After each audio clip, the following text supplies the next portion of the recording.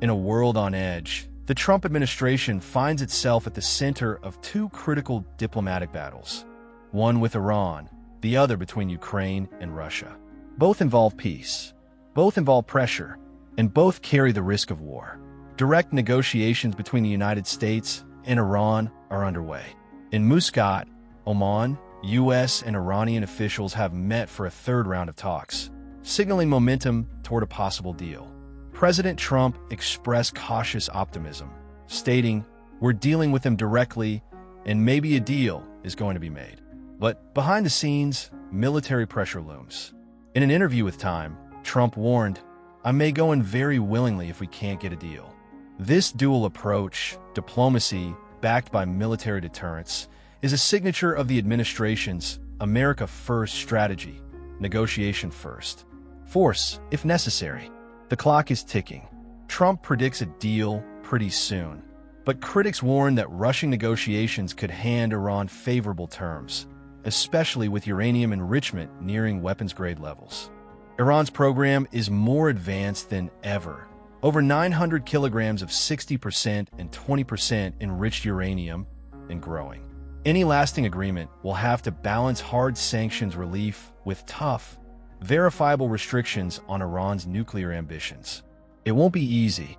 Trump faces pressure from Iran hawks at home and regional allies like Israel, who warn against any deal that appears too lenient.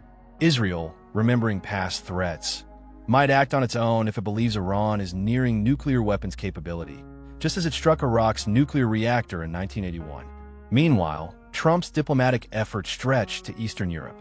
His administration is pushing for a ceasefire between Ukraine and Russia. A recent Oval Office meeting between Trump and Ukrainian President Volodymyr Zelenskyy, however, exposed deep tensions. Trump's proposal would have recognized Russian control over several Ukrainian provinces, a move Zelenskyy firmly rejected. Following the meeting, Trump temporarily suspended U.S. military aid to Ukraine, further straining relations.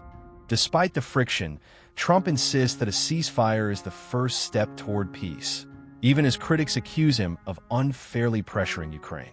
Zelenskyy, on the other hand, demands robust security guarantees before any deal, a clear signal that trust remains in short supply. Russian President Vladimir Putin faces his own pressures, including an International Criminal Court arrest warrant, yet there's little sign he's ready to compromise.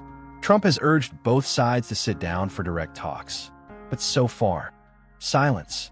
Across both crises, Trump's strategy follows a familiar pattern: diplomatic outreach, backed by economic pressure, and the ever-present shadow of military force.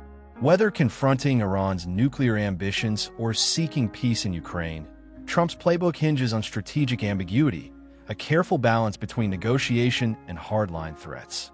But the stakes are higher than ever. Missteps could lead to conflict that engulfs entire regions. Blessed are the peacemakers, for they shall be called children of God. In these turbulent times, true peacemaking demands more than bold words.